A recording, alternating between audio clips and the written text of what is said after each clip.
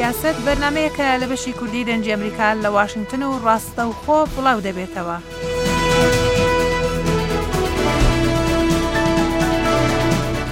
ئەم بەرنامەیە لەلایەن دەخیلی شەمۆ بەڕێوە دەچێت و ئێوەش دەتوانن بەشداری تێدا بکەن.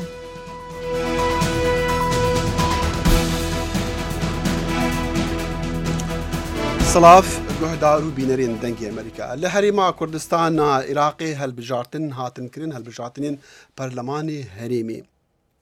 دیارە پارتیە سەرکەتی هەنا و پارتی هەنەک و نە لە گۆڕە حەزاوان ئەنجام دیار بوون لێ دیگەل هەندیژی گەلک شارەزادی بێژن هەموو ئالی هەموو پارتی حتى سەرکەتیژی دکێشیاندانە یان دە ئالو زیاندەنە گەلو چما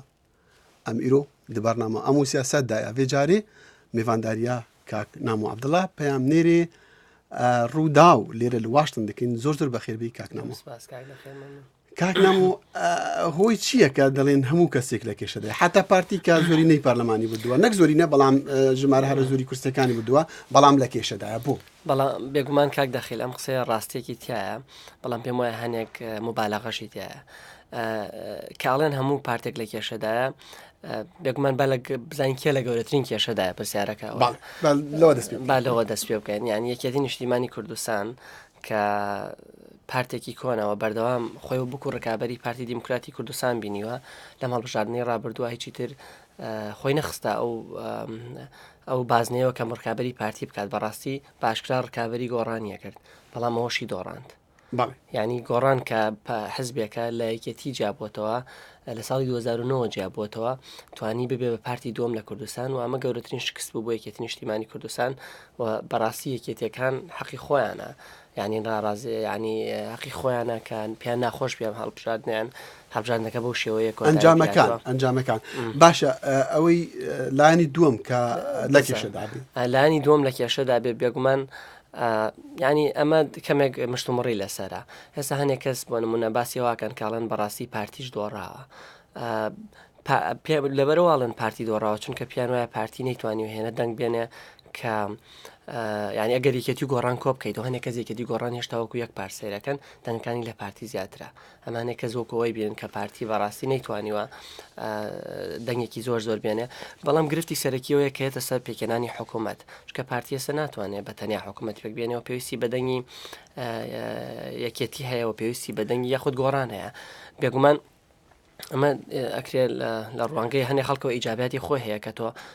حزبێک بەتەنیا لە مۆزعی خۆمانە ئێستا ناتوانێت حکوومەت پێک بێنێت بەڵام ینی پرسیارەکەەوەیە کە پارتی ئایا کێ ئەتوانێت ڕازی بکات ئەتوانێت یەکێتی ڕازی بکاتەوە کە بێتەوە هاوپەیمانەی کە ینی پارتی ئێستا لەو ڕوانگەوە باسی ئەو کێشەکانی پارتی دەکەین لە وەسعێکدایە کە چۆن بە شەرت و مەرجەکانی لایەنێک ڕازی بێ چونکە پێویستی بەلایەنێکە ئەو لایەنەش دەبی شەرت و مەرجی گەورەیە دابنێن بۆیە لە کێشەدای ئەمە بێگومان ئەوە خاڵەکە ینی ئێستاکێ لە جاتیەوەی پارتی مەرج بۆ لایەنەکانی تر دابنێ کە بیانە ببنە بەشی حکوومەت ئەتوانین بڵین لایەنەکانی تر مەرج بۆ پارتی دانێن لەبەرەوەی چی لەبەر چۆنە چکە پارتی بێگومان لانی کەم وا دەرەکەوێت کە هیواخوازە هەمان ئەو فۆرمی هاوپەیمانەتی کە پێشتری بوو لە 4 ساڵی ڕابردوو یاخود لە ماوەی ڕابردووە لە 2023 لەگەڵێکێتی بەم هەمان شێوە بەردەوام بێ بۆچی چکە بینین لە ماوەی ڕابردوودا یەکێتی تا ڕادێکی زۆر هاوپەیمانێکی بێمەرجی پارتی بووە بە هەموو ئەو شتانە ڕازی بووە کە پارتی کردویت بە زۆر بۆ ئاسی هەرێمی و لە ئاسی ناخۆش بووە لەبەر ئەم هۆیش زۆر خەڵک دەڵێن کە دۆڕانی یەکێتیان یان ئەوەی ئەنجامەکانی کە بەدڵی یەکێتی نەبووە کورسەکانی دەستداوە بەهۆی ئەوە بووە کە هاوپەیمانێکی بێ شەرت و مەرج بوو لەگەڵ ئەمە هیچ گومانیان کاک دەخیل کە هۆکارێکی سەرەکیە بۆ نمونە یەکێتی نیشتیمانی کوردستان ئەگەر بێت و لە ئاسی هەرێمی سەیری بکەین لە ڕووی جوگرافی و لە ڕووی مێژوویشەوە زیاتر لە کۆماری ئیسلامی ئێران نزیکتر بووە خۆن بیرمانە ینی ساڵانی شەڕی ناوخۆوانش و بەڵام پارتی بە پێچەوانەوە لە تورکیا نزیکتر بووە بەڵام لە ماوەی ڕابردووە لایگەم لە ساڵی 2007ەوە گۆڕانکاریەکمان بینیەوە لە پەیوەندەکانی تورکیا هەرێمی کوردستانە کە هیچ پێشینەیەکی نییە و یەکێتی لە بەرامبەر ئەمەی نەخەر قوپڵ کردووەوە یەکەم پاڵپشتیشی کردووە ئەمە زۆر گرنگە بە پارتی لەبەرەوەی پەیوەندەکانی تورکیا هەرێمی کوردستان چەندین مەسەلەی گرنگتر لە خۆگەوەک و فایلی نەوت و ئەم فایلینەوتە بەڕاستی بەشتاش ڕادێکی زۆر لەژێر کۆنتترۆلی پارتیایە زۆر نیشتیمانی هەمووش بەڵێ کۆکن کە شەفافەتی زۆر کەمتیایە و هەمووشی لەژێر دەسەڵاتی پارتی دیموکراتی کوردستان یەکەتی بەمە ڕازی بووە. ئەمە خاڵێکی تریش بەڕای من زۆر گەورە بوو کە پێم وایە خەڵک کەسانی کەش باسییان کردو ئەوەیە کە یەکێتی نیشتیمانی کوردستان بە درێژکردنەوەی ویلایەتی سەرۆکی هەرێمی کوردستان ڕازی بوو لە کاتێکدا ژمارەیەکی زۆر خەڵکی کە لە کوردستان دژی ئەمە بوون لە ئەبینی لە چینی ڕۆشنبیران و لە ڕۆژنامە نووسان و لە کەسانی سەربەخۆ هیچ بێگومان ئۆپۆزیسیۆن دژی درێژکردنەوەی سەرۆکایەتیێنن بوونەوە بە نایاساییاندانا بەڵام یەکێتی نیشتیمانی کوردستان هەرنەک ینی هیچ گرفتی لەگەڵ ئەمە نەبوو بەڵکو پاڵپشتی کرد وتی ئەبێ بمێنێتەوە. دینە سەر ئەو خاڵەکە بوو بەهۆی ئەوەی کە دەنگدەر لە هەرێم هەندێک گۆڕانکاری لە شێوەی دەنگدانە دروستبی کە خاڵێکی زۆر گرنگە بەڵام پێش ئەوە حەزم دەکرد باس ئەوە بکەم یەکێتی بەرامبەر بەچی لەمە و دووە هاوپەیمانی لەگەڵ پارتی دەکاتن بۆ پێکردنی حکوومەت. پرسیارەکە جارێ دیار نییە کە ئایەکێتی بەڕاستی هاوپەیمانی لەگەڵ پارتیەکەیان ئەگەر بێت و دوێنێ بڕیار چکە سیناروی یەکەمە هەموو هۆڵەکانی پارتی هەموو هۆڵەکانی یەکێتیش ئێستا هەروە ئەوەن ئەو هاوپەیمانێ بمێنێت و پێکەوە حکوومەت دەمنی چونکە ئەگەرنا کێشەی زۆری من هیچ گومانم لەوە نیە کە پارتی ئەوێت لەگەڵ یەکێتی هاوپەیمانەتی بکات لەبەرچی لەبەرەوەی هێشتا بتێەوە نەتەوێت کوردستانە وڵاتە موسەساتێن یەکە خاوەنی هێزێکی پێشمەرگە بێت کە لە جاتیەوەی وەلا لە دەستور و لە دامەزراوەی وەربڕێت وەلا لە شخصەکان و لە حیزبەکان وەرنەگرێت یەکێتی خاوەنی هێزێکی چەکداری گەورەیە. بەڵێ یەکێتی دەسەڵاتێکی زۆری بەسەر دامەزراوەکانی سلێمانی هەیە ئیداری و هەموو شتێک یعنی ئێستاکێ پارتی ئەزانێت ئەتوانێت زیاتر و باشتر حکوومەتەکەی چۆمڵی فەنکشنی زیاتر بێ و کۆنتترۆلێکی باشتری کوردستان کە ئەگەر بێت و لەگەڵێکێتی بەڵام دەبێت بەرامبەرێکی هەیە بەرامبەری هەبێ شتێکی هەبێ بەرامبەر ئەوەی کە یەکێتی قازانجی تیابی بوو ئەوەی ئەم خزمەت ینی بێگومان پارتی ئامادەیە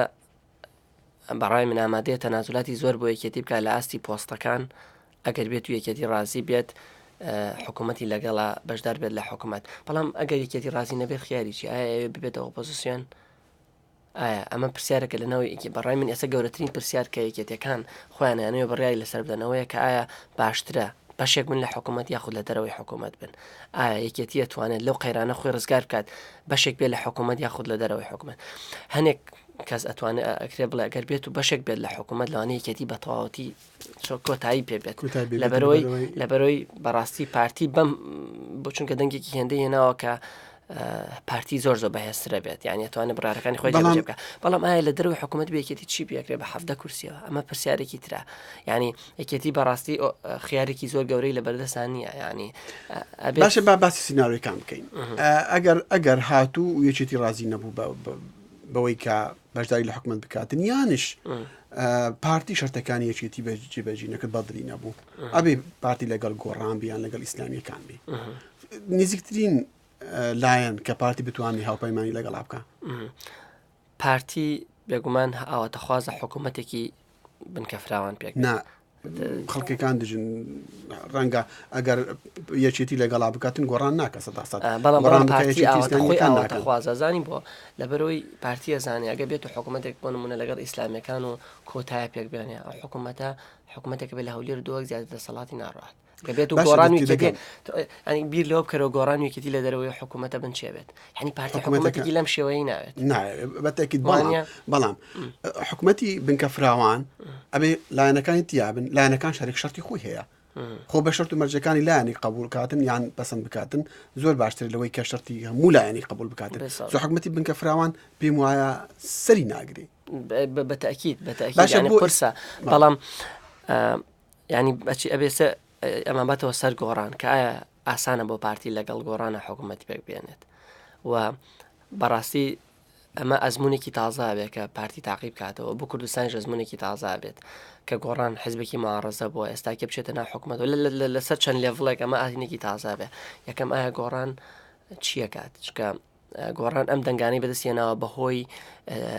ئەو پلتفۆرمی کە هەیە بۆ گۆڕان دژی گەندەڵی و دژی نەعەدالەت و دژی ئەو شتانە ئەمانەیە کە دەنگی لە چواردەری گۆڕان کۆکردەوە ئایا بچێتە ناو حکوومەت تا چە نەتوانێت پارێزگاری لە بوونی خۆی تا چە نەتوانێت بەهێزی بکات اینجا پارتی گۆڕان بەیەکەوە تا چە نەتوانن لە حکوومەتە هەڵ بکەن لەگەڵ یەکتر و چاوەڕوانەکرێت ینی پێشنیازی گۆڕان هەیە ئەو پۆستانیان ئەو وزارەتانەی کە پێیان دەدرێ هەموو وزارەتەکە پێیان بدرێ بۆ نموناگەر وزارەتی مالیە ینی پێشمەرگە ینی نەوت ینی ئەوانە هەر خۆی هەمووی کۆنتترۆلی هەموو وەزارەتەکە بکاتن ئەمە شێوەیەکە کە پێشنیازەکە بۆ ئەوی نیشان بدا کە سەرکەوتووە بەرنامەکانی خۆی جێبەجێ دەکات بەڵام زەحمەتی لە پێش پارتیدا هەیە لەم بارەوە چۆن دەتوانێت لەگەڵ گۆڕان چونکە گۆڕان دەڵێ ئێمە لەسەر بەرنامە هاوپەیمانەی دەکەین لەسەر پۆستەکان کاک دەخێل قسەکە زۆر جوانە بەڵام پێم وابێت گۆڕانیش گەشتووە بە جۆرەك لە ڕاستی کە ئۆپۆزیسیۆن بوون هیچی تر لە قازانجی گۆڕانان نیە چکە پارت 25 کورسیە بۆم ساڵ 24 کورسیەیە ئەمەوەسمەوەی لە 4 ساڵی ڕابردوو بە 25 کورسیەوە ینی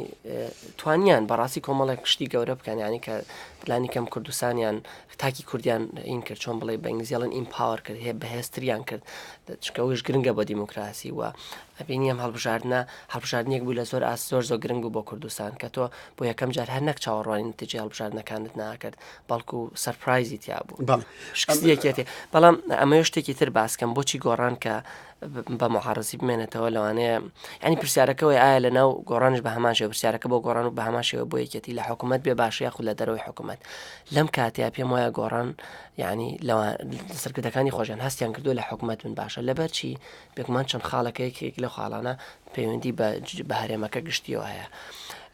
پێشتر کە گۆڕان معارەزە بوو ئەیوت ئەگەر بێت و ئێمە لە پەرلەمان نەتوانین ئەو شتانێک ئەمانەوە جێبەجێ بکەین پەنابێنە بەر شەقام پێم وایە ئەم خیارەیەکی تر نەماوە لەسەر مێز ینی بۆچی نەماوە لەبەرەوەی لە دوای بەهاری عەرەبیەوە کە گەشتە سووریا ئەو کارەساتێک کە لە سووریا خۆڵقاوە پەیامێکی خراپی ناردۆ بۆ گەلان نەبینی ئێران بێدەنگە ئێران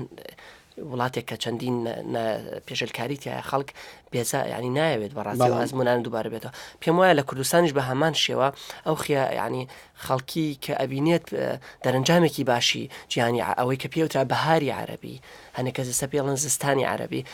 ئەو شتێکی پامێکی باشی نەنارد پاییزی عەرەبی پامێکی باشی نەناردۆ پێم وایە ینی گۆڕان نەزانانی هیچی تر ئەو خیارە لەسەر مێز نەماوە بەڵام تۆ گوتت گۆڕان کورسێکی لە دەستداوە بەڵام بەپێی ئامارەکان خەڵکی زیاتری کۆکردوتەوە خەڵک زیاتر بێداوە کاک نامە خاڵێکی زۆر گرنگ کە یەکێک لە هەڵبژاردنەکانی ئەم ساڵی هەرێمی کوردستانە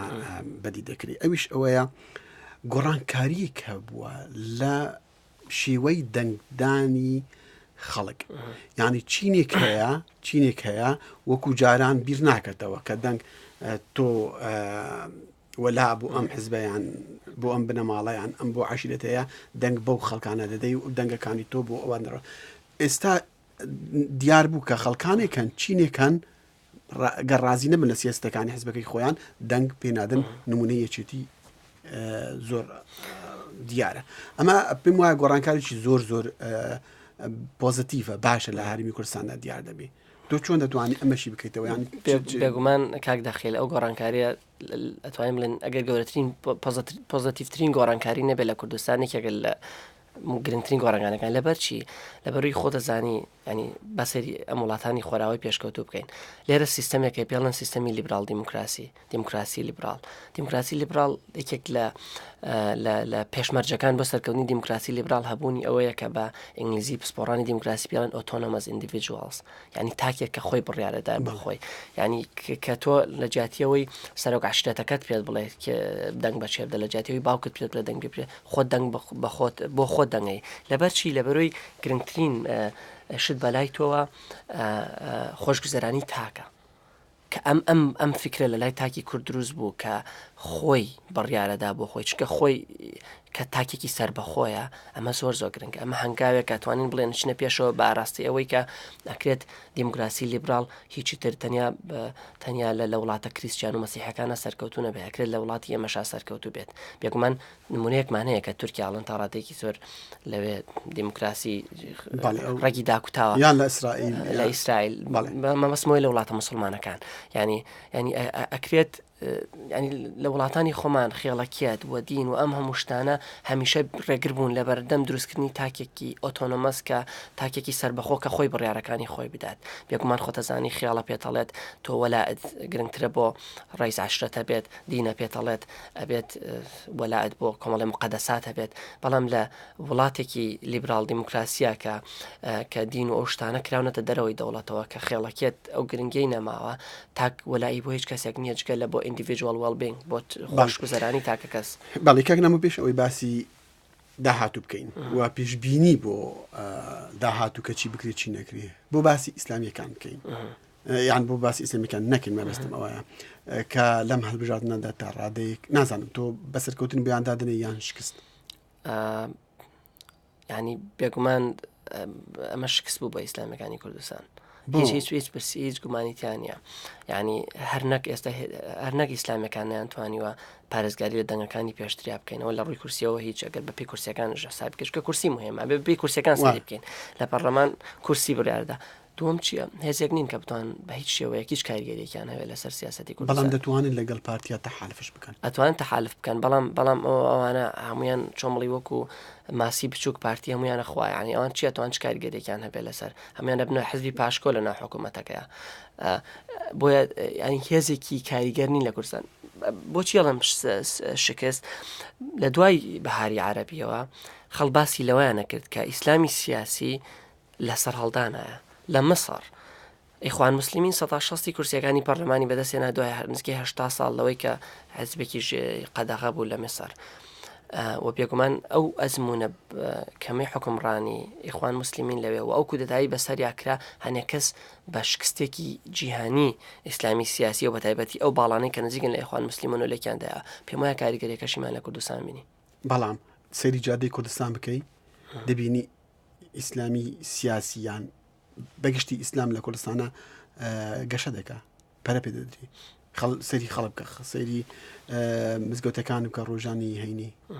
ینی بێگومان من مسلمانم کاک داخل تۆش مسلمانی مسلمانی ببوورە مەبەستمەوەیە زیادە لە 190 شتێکی خەڵکی کورد مسلمانە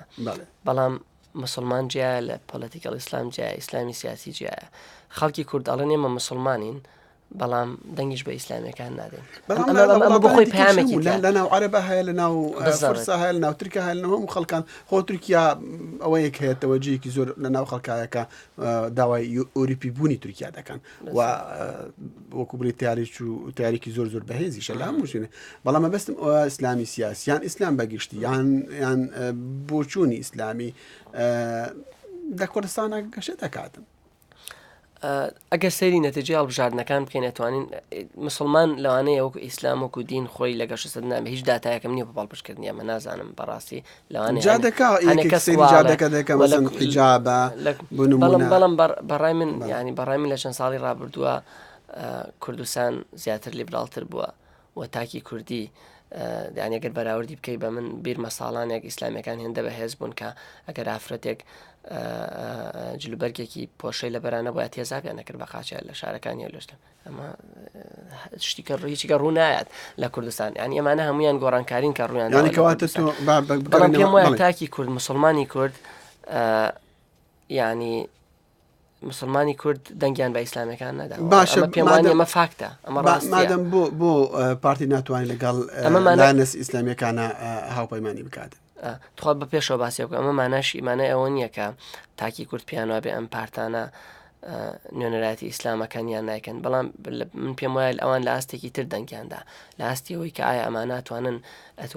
بتوانن ئیداری کوردستان بکەن بە باشی و ئەز سەیری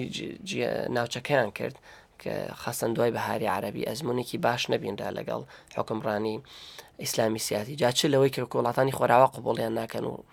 شکستیانن یاخود خۆیان بە ئەزمونین لە حکمڕانیە بۆیە پێم وایە دەنگی پێێندا ببورە پرسیارەکە باشە مەبەستم ئەو بوو دەمویست پرسیار لەوە بکەم کە بۆ پارتی ناتوانین لەگەڵ ئیسلامیەکانە تەحالف بکاتن بەڵام ینی بەو پێگایە کە ئیسلامیەکانی کوردستانش ئەوەندە توندڕێ نین ئەوەندە تونین وەکو ئیسلامیەکانی کۆمەڵە ئیسلامیەکانی دیکە لە وڵاتانی وەکو سووریان وەکو مسریان وەکو شوێنی تر بێگومان پارتی ئامادەیە لەگەڵ ئیسلامیەکان ئەتوانێت لەگەڵ ئیسلامیەکانە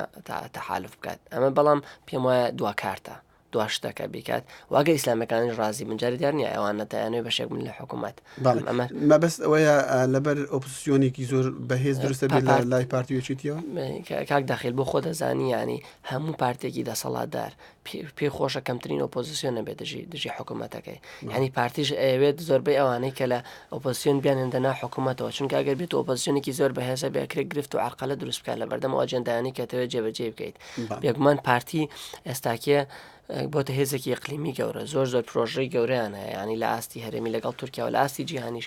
ینی تاوەکو ئۆپۆزیسیۆن کەمتر بێ لە حکوومەتی کوردستانە پارتی ئاسانتر دەتوانێت پرۆژەکانی ئەجەندەکانی خۆی ناوتەکەی لەگەڵ تورکیا و کشانەوەی بۆڕی نەوت بەرەو ئەوروپا کە دەوترێ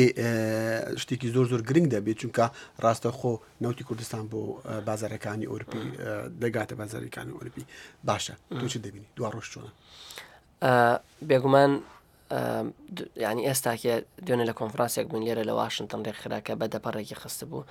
ئەو پسپۆرانێکە قسەیان کرد لە ئەمریکی دیبلۆماتی پێشووی ئەمریکی جیمز جێفری و کۆمەڵە کەسی کە پسپۆر مایکل گانتەر دیڤید فلیپس کە بەرپرسی بەشی مافی مرۆڤ لە کۆلۆمبیا و پێشتریش ڕاوێژکاری وەزارەتی دەروی ئەمریکا و هەموو ئەمانە کە قسەشم لەگەڵ کردن یەک بە یەک ئەڵێن ئێستاکیە سەردەمێکە کە پێشینەی نییە سەردەمێکی تازەیە بۆ کورد یعنی بینی لە سووریا کورد لە ڕۆژاوا کوردی ئەوێ ئەگەری تازا بینن کە کری ئازادی زیاتر بەدەست بێنن و تا ڕادەیەک زۆر خەریکن جۆرێک لە ئۆتۆنۆمی بۆ خۆیان مسۆگەرەکەن و لە تورکیاش ئەردۆغان هەرچەندە ڕیفۆرمەکانی هێشتا بە تەواوەتی کوردی بەدڵی کورد نیە یان ڕاوەستا و توێژەکان و ڕفۆرمەکانی کە ڕایوەستا بەڵام بەڕاستی هیچ سەرکردەیەک لە مێژووی مۆدێرنی تورکیا هێندەی ئەردۆغان ریفۆرمی بۆ کورد نەکردەوە ئەمە فاکتە لە تا تورکەوە لە کوردستانیش ئەبینیت کە تۆ لە کوردستانی خۆمان کوردستان وەکو هێزێکی گەورە لەسەر نەخشەی نەکتەنیا وزە دەرکەوتووە وەکو هێزێکی جیۆپۆلەتیکی گەورە دەرکەوتووە ئێستاکی نێچیروان بارزانی ئەمڕۆ لە تورکیا ئەمڕۆ سێشەمەیە داوت کراوە لەگەڵ سەرۆکوەزیرانی تورکیا کۆ بێتەوە پێش ماوەیەکی ترش سەرۆکوەزیرانی عێراق نووری مالکی چاوەڕێک لێ بچێت بۆ تورکیا ینی ئەبینی ئەمە هێزێکی گەورەیە کورد بەڵام شتێکی تر هەیە من لە ژمارەی کەسمان دوێنێ خۆشم لە کۆنفرانسەکە بوو لە ژمارەی کەسمان بیست بە تایبەتی کە باسی پرۆسی ئاشتی لەگەڵ پێکێکێ دەکری تورکیا پاکێکێ هەر ئەوە باسی ئەوە دەکەن کە بۆ کوردەکان قبولکەن جێگر بن ئەردۆغان دادنی شەرتەکان و قسەکانی خۆی دەلی کورسان جێگرە ئەمە وتوێژ نییە ئایا وتوێژەکانی کە گوتت کاکنشیر بە مارزانی سەرۆکی حکوومەتی هەرێم ئێستا لە تورکیا لەگەڵ سەرۆکوەزیرانی تورکیا بەچی ئەوەیە هەرجێ لە سەرۆکوەزیر دەگری قسەکان چی بنە یانش بێگومان ئەبێ ئەمانە لە سیاق قسە بکەین کاک داخل ئێستا پەیوەندیان هەرێمی کوردستان و تورکیا پەیوەندێکی لە چەندین ئاستایە پەیوەندێکە گەورەترین ئاستی دیم بەڕای من ئابووریە پەیوەندینەوان هەرێمی کوردستان و تورکیا تاکە ڕێگایە کە ئێستاکی هەمان بێ ڕێگای گرنگ کە ئێمە بتوانین بەڕاستی سەفەر بکەین کە بتوانین شتومەکمان نەوتمان بنێنە دەرەوە و بتوانین لەگەڵ ئەوروپا لەگەڵ جیانی دەرەوەدا پەیوەندیمانە بێت کوردستانە مازانە ئێمە هەرێمێکین بە زەوی قفڵ دراوین ئێمە ڕووبارمان نییە کە بتوانین ڕووباری نێودەوڵەتی کە بتوانین بە ئازادی خۆمان بەبێ شت بنێرین و بڕۆین ئێمە تورکیامان پێویستە ئێران بژاردن نیە لە بەردەستی ئێمە ئێران زیاتر و زیاتر کەناگی دەکرێت لە ڕۆژاوایە تاکە خیار هەمانە تورکیایە و تورکیاش ئێمەی هەیە بۆچی بۆی بگاتە بەشەکەی تری عێراق عێراق بازاڕێکی گەورەی ئابووریە ئەم تورکیا ئازانەیە کاتوانێەوە بەرهێنانی گەورە بکات تورکیا وڵاتێک نییە دەوڵەمەند بێ بەنەوت و گوێی لێ نەبێ ینی تورکیا کێشەی تورکیا ئەوەیە ئەگەر نەوتی هەبە ڕەنگە پێویستی بە کەسی نەبە بەڕاستی بەڵام مەبەستم ئەوەیە باشە بەسەر بەسەر چاو ئەوە چەند ساڵێکە پەیوەندی کورد هەرێمی کوردستانی عێراق لەگەڵ تورکیا پەیوەندیێکی زۆر باشە زۆر پازتیفە بازرگانی هەیە هەرێمی کوردستان گەشەی کردووە بەهۆی تورکیاوە بەهۆی کارداری تورکیا لە هەرێمدا بەڵام مەسەلەن کێشەکە لەوەدایە تورکیا قازانجی یان لانی یەکەمە کە قازانج بکات لەو باردا کوردەکان باری ئابووریان باشە وەزعەکان باشە بەڵام تا ئێستا بابینە عینی پرسیارەکەم تورکیا تورکیا خازانی زیاتر کردو یا کوردستان بەڵێ وانە لە کوردستان زیاد کرد بۆ تورکیەکان بەسەر چاو هەموو ڕۆژێک پێشوازی لە مەسئولێکی کوردەکە و ڕێوەسمی بۆ دەکاتن بەڵام ئایا گیان لێ دەگریانە بەڕای من بێگومان گیان لێگرێ لەبەرەوەی بەڕای من ئەوە هەیە لە نێوان کوردستان و تورکیا ئەتوانین بڵێن بە ئینگلیزیڵی win-win situation هەردوو لای بنەوە یعنی برنەوەکان شەرێکێک بەقەدەر قەبارەی خۆیەتی یعنی تۆ هەر ئەو ڕاستیەکە تورکیا هێزێکی گەورەیە لە ئاسی جیهان و دووەم گەورەترین خاوەنی دووەم گەورەترین سوپای ناتۆیە و هەمیشە هەر یەکەیەکی ئۆتۆنۆمی هەر ئیدارەیەکی کوردیان بە هەڕەشەیەکی وجودی داناوە بۆ خاکی خۆیان ئێستاکێ لەگەڵ هەرێمی کوردستانە ئەو پەیوەندی گەورانە پەرپێدەن ئەمە بەڕاستی دەستکەوتە بۆ هەرێمی کوردستان و هیچ گومانی سەر منش لەگەڵ تۆ هاوبیرم لەگەڵم بەڵام خاڵێکی زۆر گرنگ کە نزیکی دەقەیەکمان باسکەین ئەوەیە تورکیا سیاستەکانی تورکیا کە زۆر لە کۆنفرانسەکەی دوێنێدا زۆر جارش باسکرا ئەوە کرا پەیوەندی تورکیا لەگەڵ هەرێمی کوردستان زیاتر ئێستا وای لێ هاتووە بۆ ئەوەی کۆنتترۆلی هەرێمی ڕۆژئاوا بکەن کە ئێستا لە دەستیان دەرچووە ئەمە خزمەتی تورکیا دەکاتن ئەمەش لایەنێکە کە زۆر هەرێمی کوردستان ئێرا خزمەتی تورکیا دەکاتن دەیانەوێت کۆنتترۆل ڕۆژاوا بکەن بەڵام پرسیارەکەوەیەکە ئایا ئەتوانن یان نا مێژوو پێمانەڵێ کە ناتوانن دوای شەڕی داگیرکردنی عێراق ساڵی 2023 تورکیا گەورەترێکێک بوو لە گەورەترین دژەکانی هەرێمی کوردستان و شەڕی عێراقیش و ڕێگەی نەدا ئەمریکیەکانیش خاکیەوە بەکاربێنن بۆ شەڕی عێراق چونکە ئەترسا هەرێمی کوردستان دوای بەدەستێنانی ئۆتۆنۆمیەکرێ سەر بەخۆ بێ ئێستا هەمان دژایەتی بەرامبەر سووریا دووبارە کاتەوە و ئەمە جۆرەکە لە دووبارە بوونەوەی مێژوو بەڵام دوجار ئەبێ بۆ خۆی لەگەڵ کوردستانی سووریاشدا ڕێککەوێت ئەگەر لەگەڵ کورد نابێت لەگەڵ چی دەکات چکە تورکیاش بێ دۆست ینی تۆ بە بەیانی دابنێ کە ئۆتۆنۆمیەک لە سووریا دروست بێت لە ڕۆژاوا دروست بێ ئۆتۆنۆمیەکەی باشوور چیەکە تورکیا زۆر زۆر سپاس سەکان خۆشحاڵم کە میوانی بەرنامەمان بووی.